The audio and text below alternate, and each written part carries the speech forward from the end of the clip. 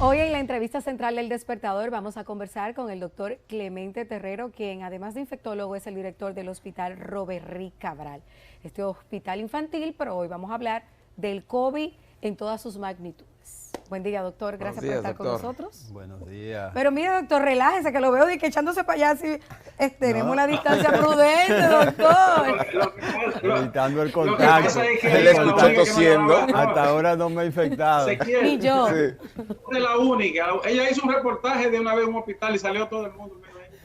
Eso es sospechoso, Ricardo, porque mira que los brotes que hemos tenido ya entre el personal periodístico han sido muy intensos, y Rosa como que medio se ha salvado porque la tos de la semana pasada fue sospechosa. Estaba difícil, pero no, gracias a No, y Dios. sabemos que el riesgo es por el contacto, entonces por eso mantenemos el distanciamiento. El doctor Clemente está chivo, Rosa. Sí.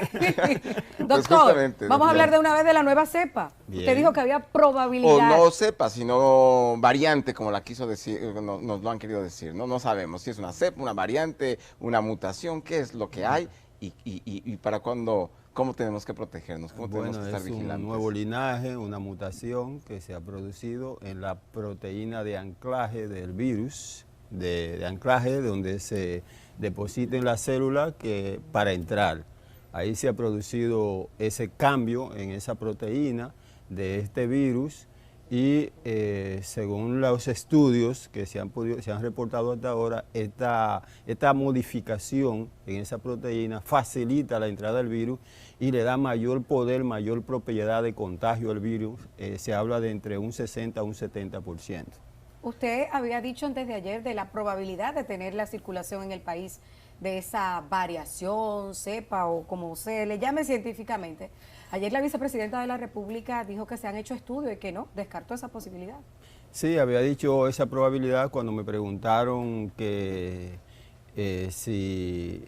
eran las causas del incremento del número de casos en la República Dominicana. Dijimos ahí que eso se podía deber primero a las medidas de escalamiento que se han tomado en la República Dominicana, a la apertura económica, a las fiestas navideñas, y que una probabilidad que había que tomar en cuenta era la presencia del virus que surgió en Reino Unido en la República Dominicana, y que obviamente había que confirmarlo. Nosotros no afirmamos que ese virus estaba aquí, sino dentro de las probabilidades, como igualmente lo hicieron precisamente en el Reino Unido. Al ellos ver el incremento en el número de casos, comenzaron a investigar y pudieron detectar, establecer que se trataba precisamente de una mutación. ¿Y cuáles son los mecanismos para confirmar si existe o no existe esta variante del virus en el país? ¿Tienen que hacer muestreos generales, enviarlos a Atlanta, al CDC, o existe la capacidad técnica en el país para poder determinarlo? No, en la República Dominicana no existe la capacidad técnica para eso es tecnología de punta. Entonces, aquí en la República Dominicana, lo que se hace es detección del virus, es decir, su presencia o no. En el Reino Unido, creo que en la única parte del mundo donde existe una estructura para eso, desde el punto de vista epidemiológico. Claro, en otros lugares se hacen, pero ellos tienen un sistema de vigilancia. Aquí, por ejemplo, que no tenemos esa estructura, no la hacemos, pero sí hacemos determinación, confirmación de casos. Hay lo que se llama en epidemiología la vigilancia virológica, es decir, cómo va el virus en la población por muestreo. Que yo sepa, no se está haciendo en la República Dominicana, aunque sí estamos haciendo confirmaciones de casos de acuerdo a los síntomas que tienen los pacientes, y en base a eso tenemos una tasa de positividad en la República Dominicana. Pero en el Reino Unido, ellos allá van más lejos, como tienen mejores condiciones, tienen más capacidad, mayor tecnología de punta. Ellos hacen allá vigilancia de genética, es decir, de la secuencia genética. Y ellos han hecho hasta ahora, tienen alrededor de 600 variantes del virus en el mundo, porque ellos hacen esa vigilancia. Entonces, en esa vigilancia que ellos estuvieron haciendo, se dieron cuenta que había un incremento en el número de casos, entonces profundizaron la vigilancia y detectaron esa nueva variante del virus allá en Reino Unido. Clemente, el hecho de que haya variantes, es decir, que haya tipologías diferentes del mismo virus, no implica que la vacuna no actúe, ¿verdad? Porque la base es la misma base proteica de RNA, ¿verdad que sí? De ácido ribonucleico, y por lo tanto la vacuna es efectiva contra cualquier variante. Exactamente, porque las vacunas son policlonales, o sea, actúan en diferentes regiones del virus y de la misma proteína, o sea, de la misma estructura, de la estructura que tiene que ver con la inserción en el virus. Hay diferentes partes en las cuales puede actuar la vacuna. O sea, no solamente en esa estructura básica del cambio de proteína, sino en las demás áreas de la spike, de la estructura de inserción a la célula. ¿Cómo será el momento en el que nos vamos a enterar que sí ya tenemos esta variante aquí?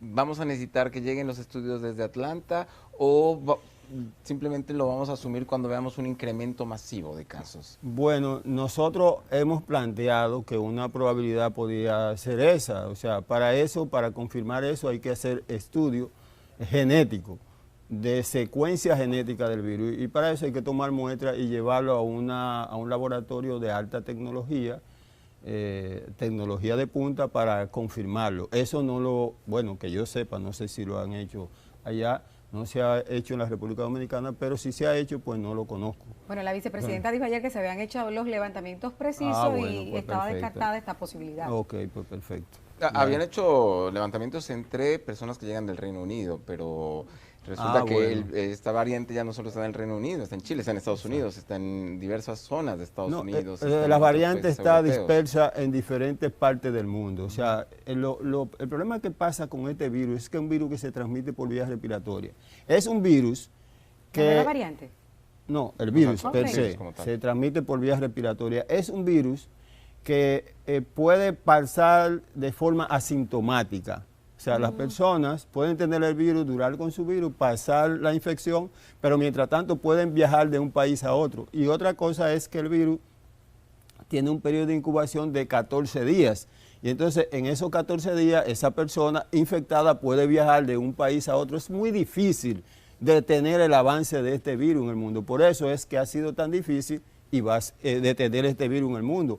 Va a ser difícil detener el avance de la nueva cepa en el mundo. Es decir, es una situación dada, una realidad dada que tenemos en el mundo, y nadie puede impedir que el virus se comporte así. ¿Tú entiendes? O sea, por eso nosotros pensamos la probabilidad de que eso pudiera ser una realidad. La otra posibilidad es que en el mismo continente americano, como ha pasado, por ejemplo, en Colombia y en otros países, es que haya surgido una variante también aquí diferente a la que ha surgido en Reino Unido, y que esté incidiendo en el número de casos. Esas son de las cosas que tenemos, pero eso se hace en base a vigilancia genética del virus, de la secuencia genética del virus. ¿Cuántos ingresos hay en el Hospital Robert Rick Cabral por COVID? Sabemos 2. que los niños son los menos afectados, pero por ejemplo, para que me compare lo que está pasando en Robert Rick con lo que ocurre en otros hospitales, doctor, donde ya la ocupación hospitalaria está llegando a porcentajes preocupantes. Claro, claro. La enfermedad tiene menor impacto en las personas jóvenes. No sabemos por qué todavía este virus tiene ese comportamiento. Sin embargo, esta nueva variante se asume y se ha estado planteando que tiene mayor impacto en la juventud que la variante vieja. Eso se ha estado planteando. Hasta ahora, por ejemplo, ese virus en el Robert Rick Cabral no ha tenido ese gran impacto. Nosotros tenemos allí 12 camas, 2 de cuidados intensivos, y casi nunca se han llenado todas. Solamente ayer teníamos 2 casos. Incluso por instrucciones del doctor Mario Lama, director del Servicio Nacional de Salud, incrementamos el número de camas de 12 a 22 camas. O sea que nos preparamos para cualquier eventualidad, viendo lo que estaba pasando con el virus en la República Dominicana, y pensando en que en el mes de diciembre, por la aglomeración y el asunto de la fiesta navideña, pues se podía producir un incremento en el número de casos. El día de hoy estamos conversando con el doctor Clemente Terrero, director de Roberry Cabral, pero también infectólogo sobre este tema del COVID. Ricardo, usted tenía un interrogante. Sí, Terrero preguntaba sobre algo que me ha achacado mucho, pero que para fines de orientación es fundamental. El tema de la vacuna, todas las teorías que el pobre pueblo levanta y se deja guiar y llevar a veces por las cosas más rocambolescas posibles. Un especialista, una persona que conoce del área, ¿qué le debe decir a la población dominicana sobre la vacuna para eliminar y para de alguna manera atenuar toda esa campaña antivacuna y todas las tonterías que uno escucha? Lo último que me dijo a mí alguien es que tenía un chip, la vacuna, que era para leer el pensamiento a la gente y para cambiarle las emociones. Eso me lo dijo a mí una persona que es familia de una enfermera. Imagínate tú, un ciudadano común. Hay mucha maldad en eso. Hay mucha Ricardo, desorientación. mucha maldad en toda esa campaña antivacuna. La verdad es que el país y el mundo necesita la vacuna. Estaba escuchando una intervención precisamente de una china que estaba diciendo que ellos no tienen el virus allá en China. Ustedes recuerdan que ellos fueron los primeros, el virus surgió allá en China, pero que China tiene un modelo de organización y de cultura distinto a nosotros, y ellos pudieron sin la vacuna salir del virus, o sea, detener el avance del virus, y el virus prácticamente no circula allá. Ellos tienen casos importados y obviamente en ocasiones se le originan brotes, pero ellos tienen forma de controlarlo. Sin embargo, ella dice que a pesar de todo eso, ellos necesitan la vacuna, y ellos incluso han estado trabajando. Los chinos se van a vacunar también. Se van a vacunar porque ellos dicen que mientras el virus esté circulando en el mundo, ellos tienen el riesgo de que el virus penetre a su población, y tienen que obviamente elaborar y desarrollar acciones para controlarlo. Por eso yo pienso, Ricardo, que la vacuna es el principal medio, el más poderoso medio que vamos a tener, o que estamos teniendo, o que ya tenemos en el mundo, para detener el avance de este virus, para poder nosotros en un futuro volver a la normalidad. Porque que no se crea nadie que vamos a volver a la normalidad, como se está presionando al gobierno, que se quiere que se detengan las medidas de confinamiento. No, las medidas son adecuadas, defendemos esas medidas. Ahora mismo, por ejemplo, el Reino Unido están encerrados todos. ¿Por qué? Porque tienen una situación allá verdaderamente difícil. Entonces aquí lo que queremos es evitar que llegar a esa situación que tiene actualmente el Reino Unido. Si aquí llegamos a eso, colapsa todo el sistema de salud. Entonces, lo que ha hecho el gobierno es endurecer las medidas. Incluso hay que decir que incluso la misma recomendación del colegio médico y uno mismo, esa cosa, y el gobierno la ha asumido y la ha aplicado. Y eso ha evitado que colapse el sistema de salud en la República Dominicana, que haya más enfermos, que haya más muertos. Y eso es responsabilidad de Estado, ¿verdad? Entonces yo pienso que las vacunas son muy buenas, la población tiene que confiar en la vacuna. Yo desde que llegue la vacuna a la República Dominicana me la voy a poner, y si tengo que ponérmela en público lo voy a hacer. Pero los extranjeros no van a ser vacunados por el gobierno dominicano, sin embargo están entre nosotros. ¿Eso qué representa, doctor? Bueno, eso representa un riesgo. Claro, representa un riesgo. Todo el que vive en la República Dominicana y no es vacunado es un riesgo para las demás personas, de manera que eso hay que sopesarlo. De todas formas, aquí lo que estamos ahora hablando es de la importancia de la vacuna.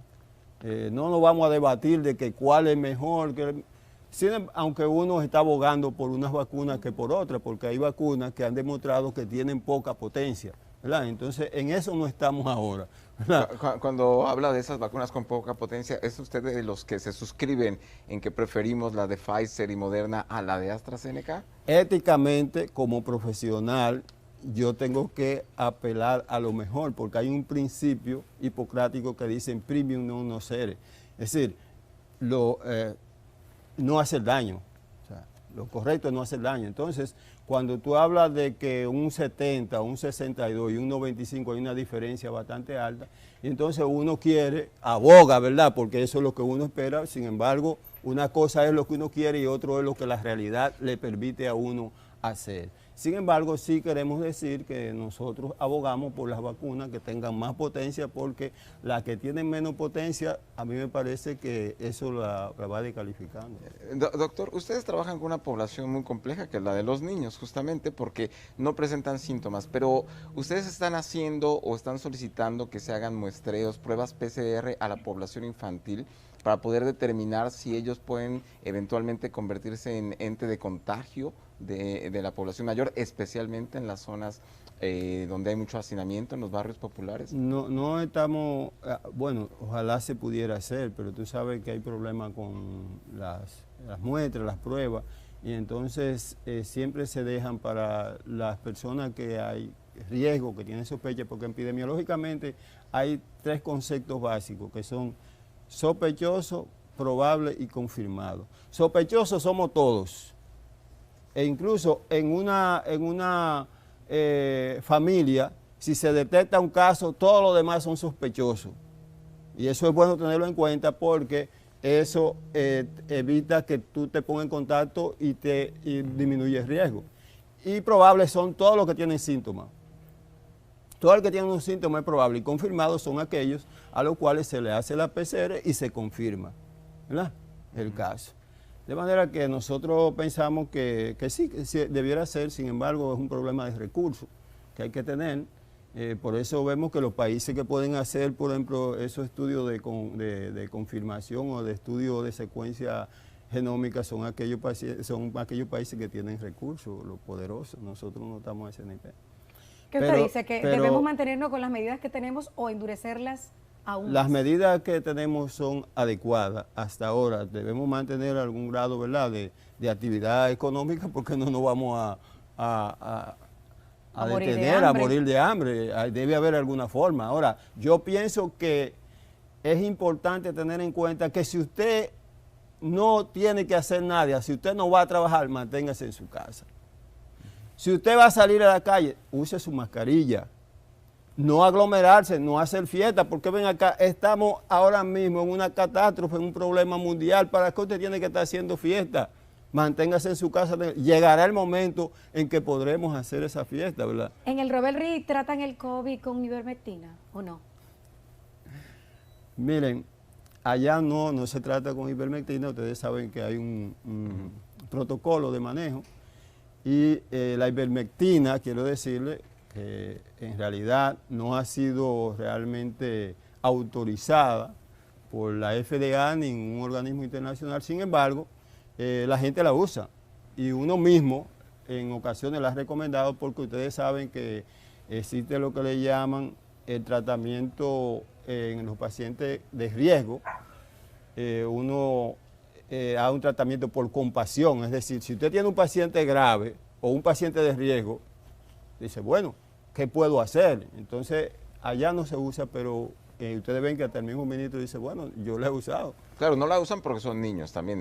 No, los niños, exacto, es mayor eso. Pero en los adultos está generalizado a nivel mundial, aunque no hay científicamente establecido ni autorizado por ninguna de las agencias internacionales su uso, aunque hay estudios que han planteado que tiene un poder antivirus. ¿Y usted como infectólogo qué piensa?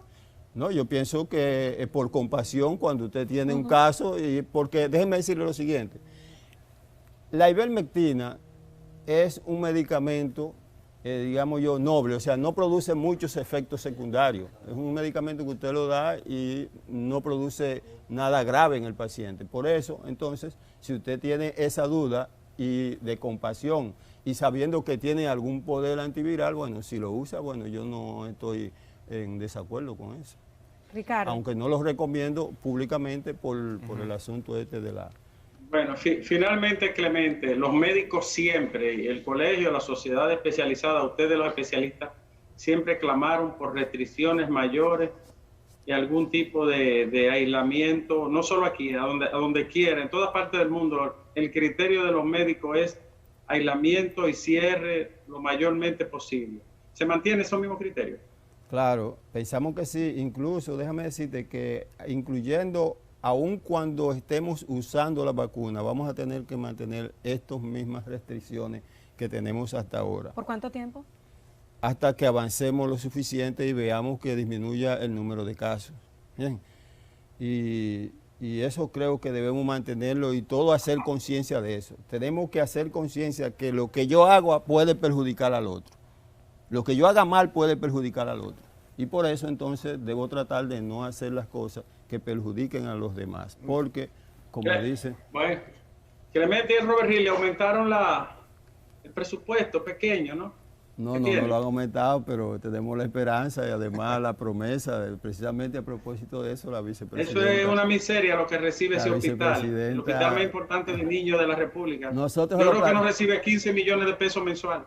Nosotros se lo planteamos a la vicepresidenta y ella dijo que iba a hacer todo lo posible. Nosotros tenemos la esperanza de que sí. No es que haga lo posible, no, es que entre los cuartos ahí al presupuesto. Tenemos la esperanza de que sí. Pero miren, quiero decirle algo, ya no sé si... Todavía tenemos. Tómese su tiempo. Sí. Miren, a propósito de esos diferencias de opinión, ¿verdad? Con la vicepresidenta de la República, yo me siento muy satisfecho con el trato de la vicepresidenta de la República y la verdad es que me sentí muy contento, un trato realmente muy amable, muy diferente al trato que recibimos de autoridades anteriores de salud pública, en la cual ustedes recuerdan que me mandaron a callar y que se metieron al hospital a meterme miedo el pasado ministro de Salud Pública, lo cual no ha pasado con la vicepresidenta de la República, un trato sensible, humano, humilde, inteligente. Es una cosa increíble, yo me he quedado realmente sorprendido y la verdad es que nosotros nos sentimos bastante satisfechos con su trato. Y ella nos llamó y le explicamos lo que había pasado y realmente ha sido un trato muy diferente. Doctor, yo quisiera regresar tanto con la ivermectina como con la nueva variante cepa, como la queramos llamar, versión del coronavirus. Por un lado, tenemos los aeropuertos abiertos nuevamente, el sector turístico abierto y están llegando muchísimos europeos, estadounidenses y sudamericanos a nuestras playas. Y sin embargo, solamente se están haciendo pruebas PCR, pruebas de diagnóstico al 15% de los pasajeros. ¿Qué deberían de hacer las autoridades? Incluso algunos países piden prueba PCR para poder llegar a su destino. Estados Unidos ha dicho recientemente que no va a permitir en los próximos días a nadie que no llegue con su prueba negativa. Y por el otro Japón lado, prohibió la entrada de todo el mundo. Y por el otro lado, quisiera volver al tema de la ivermectina porque las declaraciones del ministro de Salud generaron demasiadas dudas. Ustedes dicen, no hay consecuencias, no hay secuelas al suministrar la ivermectina, pero me pregunto si la pueden tomar las personas diabéticas, las personas hipertensas y las personas con insuficiencia renal sin ningún problema. Sí, en caso de que se autorice, estoy hablando aquí desde el punto de vista ya propiamente dicho científico, o sea, yo la he usado y la hemos empleado, pero en caso de, no estoy recomendándola a los demás médicos ni nada más, ni a nivel nacional, pero en caso de que eso suceda, no va a haber ningún problema, ni con los diabéticos, ni con los nefrópatas, ni ningún tipo de paciente, porque el medicamento es muy noble, no tiene prácticamente casi efectos secundarios. Y es por eso, por ejemplo, uno frente a la duda, porque déjeme decirle a ustedes una cosa, la duda es lo que genera la investigación. Y el conocimiento de la verdad es el principio de toda duda. O sea, por eso, frente a esto, el día que se autorice, o si se autoriza o se confirma que tiene esas propiedades y que se puede usar bien de acuerdo a los niveles y la concentración, pues ese medicamento no va a tener ningún problema para ser usado en la población. Debe decirle que hay muchos medicamentos, por ejemplo, como el Remdesivir, que está siendo cuestionado, que no tiene verdadero efecto antiviral. Y además, quiero decirle a ustedes también, y eso es importante que lo sepan, es que el efecto antiviral, o sea, disminuir la carga viral, evitar que aumente la carga viral, con cualquier antiviral debe darse en los primeros días de desarrollo de la infección. No se puede dar al séptimo día, no se puede dar al octavo día, porque ya el sistema inmune ha hecho su trabajo, ha erradicado, ha disminuido esa carga viral. Es decir, tiene que usarse los primeros 5 días del proceso infeccioso. La otra parte que quiero señalarte es con relación a eso de los viajeros. Sobre todo, suponte tú ahora, por ejemplo, con el problema que hay en Europa. En Europa la cepa predominante es la nueva cepa. Y si uno ve la curva de la primera ola y la de ahora, es una cosa que duplica, triplica y hasta por encima de ese nivel está con relación a la primera ola. O sea, porque esta cepa es más contagiosa. Y eso fue lo que le llamó la atención a eso, y eso fue lo que uno, por ejemplo, en el caso mío, me produjo dudas e interrogantes. La duda fue, bueno, pero ¿por qué está ocurriendo esto? Entonces planteé varias hipótesis. Dentro de ello, la posibilidad de que esa cepa esté ahí. Ahora planteo de que pueda haber surgido una nueva cepa. Entonces, esas fueron las dudas. Las interrogantes que me hice fueron esas que le estaba planteando. Por eso yo pienso que es importante incrementar y exigirle a todo el que venga a la República Dominicana, tal y como lo hacen otros países, porque mientras más personas lleguen infectadas a la República Dominicana con esa nueva cepa, entonces vamos a tener más casos dentro del país, vamos a tener la posibilidad de que esa cepa pueda penetrar a la población y al mismo tiempo entonces incremente o sea un factor importante en el incremento de la tasa de infección en el país. Bueno, Ricardo, ¿tiene algún interrogante? Solo ya despedir a Clemente y agradecerle que haya estado con nosotros. Sí. Este canal no es de él.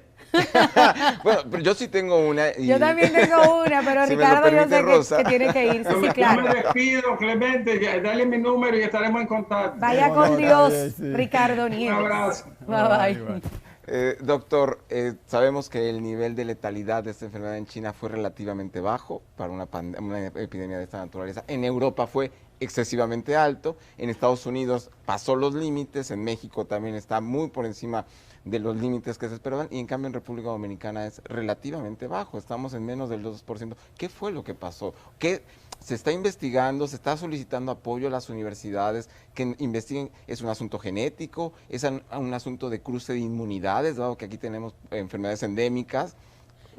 Sí, mira qué pasa. En Europa el problema es la presencia de la nueva cepa. Mientras más infección, más muertos. Por ejemplo, inicialmente en la primera ola, el nivel de infección o el número de casos de fallecimiento era de 7.000 diarios. Ahora están ocurriendo 10.000 diarios. Pero se supone que es menos letal, ¿no? O sea, no, pero por el aumento, a pesar de que ahora tenemos más dominio en el manejo y comprendemos mejor la enfermedad, porque todos los días uno vive estudiando, investigando, ahora mueren más. Es más elevado la cantidad de fallecidos. Y eso pasa en Europa por la presencia de la nueva cepa. Ahora, ¿qué ha pasado en estos países? Por ejemplo,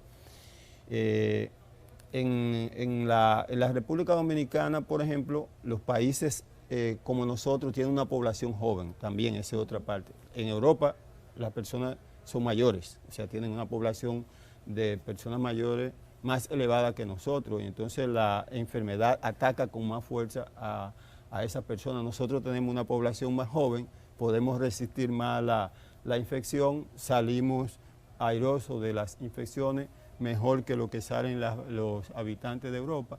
Y además, el otro factor importante es lo que le mencioné con relación al dominio, al conocimiento de la enfermedad, cómo manejarla, cómo intervenir temprano antes de que el paciente se deteriore, porque si usted lo interviene temprano evita que se agrave, ¿verdad? Todas esas cosas y obviamente todas las medidas que hemos estado aplicando de confinamiento, de toque de queda y todas esas cosas han contribuido a que no tengamos más muertos. Doctor, bueno, aprovechar su presencia, tengo dos preguntas ya divorciadas del COVID, porque el tema del COVID ha hecho que incluso el servicio médico público se descuide con otras enfermedades y que incluso el privado también. ¿Cómo está el dengue? Yo quisiera saber las cifras de dengue. La mortalidad se ha incrementado con relación a años anteriores porque la ocupación ahora es el COVID. También el tema de las parturientas haitianas, que ya hemos visto que las parturientas haitianas se llevan una gran cantidad de los recursos públicos destinados en las maternidades ese presupuesto que se destina para esa área. ¿Cómo anda con relación a los niños de nacionalidad haitiana enfermos en el Robert Reed? Quisiera ese tema o esos dos temas que Miren, los tratáramos. la parte del dengue, increíblemente la epidemia nos ha enseñado a que si nosotros adoptamos medidas preventivas y de adecuado comportamiento social, eso puede impactar favorablemente en la disminución de las enfermedades, porque en este caso el dengue prácticamente no ha tenido mucha presencia en la República Dominicana. Y en el Robert Reed, por ejemplo, casi no tenemos casos.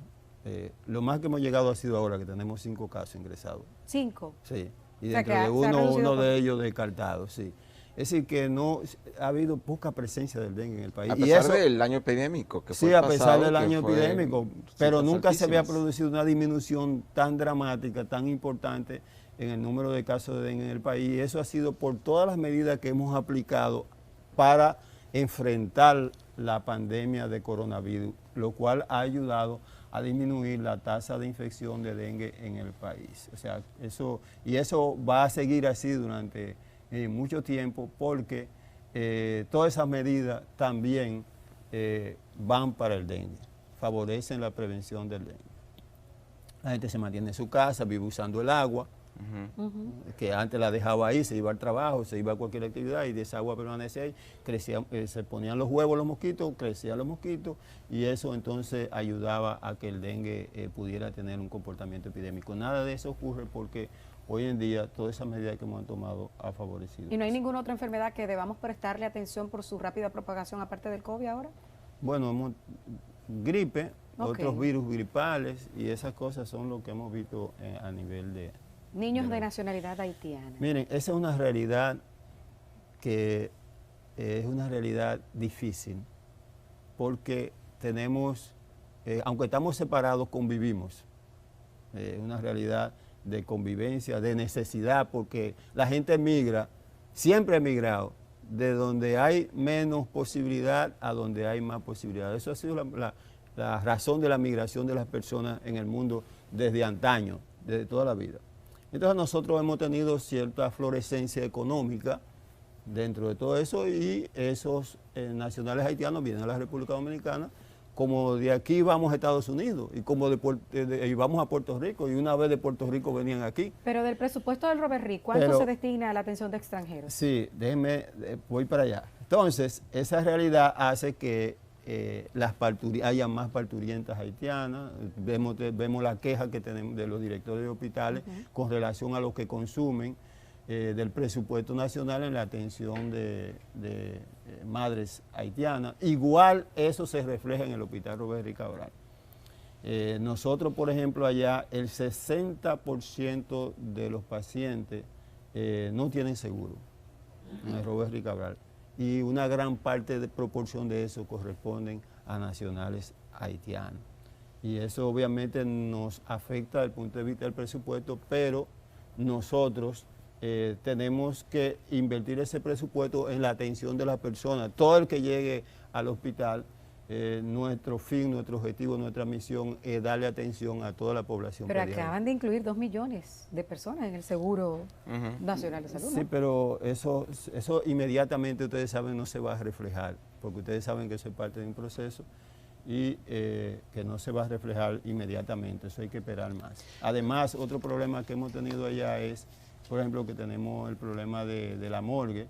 Muchos de esos, o sea, la morgue nosotros desde que llegamos allá estaba muy deteriorada, no está funcionando, las neveras, el motor, prácticamente todo eso, y la morgue está paralizada. Y muchos de esos niños que se mueren muchas veces son extranjeros, que no tienen padres, que no los reclaman. Y entonces, cuando eso sucede, entonces nosotros parte del presupuesto que tenemos que invertirlo en el entierro de esos niños y esas cosas. Pero realmente estamos, precisamente en el día de ayer, el director del Servicio Nacional de Salud asumió ese proceso y envió ayer a un grupo de ingenieros para construirnos una morgue nueva. Bueno, ojalá y eso no lo mejore la sabíamos. situación. Sí. Un dato Claro. Usted, finalmente, por favor, y brevemente. Brevísimo, que tiene que ver justamente con los niños hijos de inmigrantes o migrantes, niños que han llegado aquí al país desde Haití. Ayer nos enteramos que hay un nuevo acuerdo entre los dos países en el que se tratará de inscribir en el registro civil de Haití a inmigrantes, y muchos de esos son niños. ¿Los han consultado ustedes a los hospitales para saber si a través de los hospitales podrían ayudar a localizar esa población y documentarla? No han todavía contactado para eso. Nosotros estamos abiertos, dispuestos a contribuir con ese proceso. Allá llegan muchos niños nacionales extranjeros y nosotros obviamente estaremos dando nuestro apoyo a todo ese proceso que se va a iniciar en la República Dominicana. Gracias, doctor, por estar con nosotros en Doctor, esta muchas gracias. entrevista central de este miércoles. ¿Cuántas informaciones, doctor? No, pero demasiado. Vámonos a una pausa, ya regresamos con la segunda hora, lo que resta de la segunda hora del despertador.